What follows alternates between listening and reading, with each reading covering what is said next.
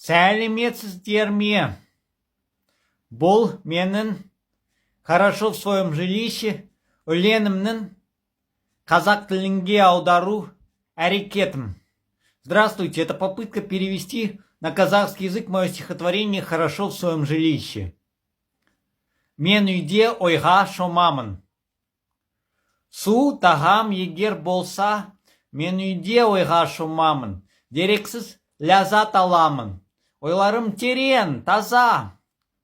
Төменде қайта-қайта адамдар көп асығады. Жұмыс күн өтіп жатады. Көрексіз күн тарихта.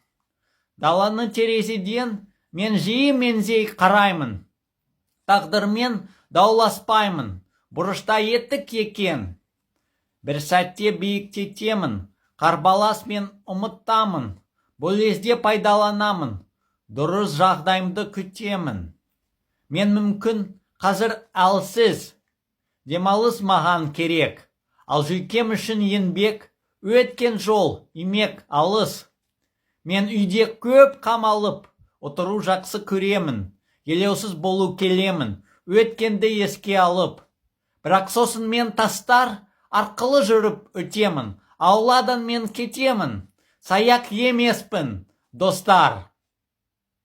Ал орысша, а на русском «Хорошо в своем жилище».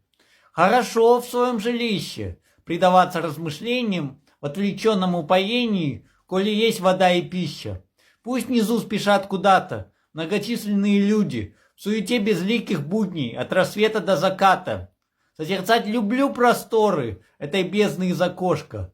Пусть в углу стоят сапожки, подождут судьбою споры. Возвышаясь на мгновение, суету забыв и толпы, проведу сей миг я с толком, ожидая свое время. Я, возможно, просто слабый или в отдыхе нуждаюсь. Перед нервами я каюсь в том, что шел среди ухабов. Мне бы вдоволь отсидеться в 4 надежных стенах, стать иголкой в стоге сена, отдохнуть и вспомнить детство. Но потом пройду сквозь скалы, стоит выйти за мой дворик. Ни монах и ни затворник, обыватель лишь усталый.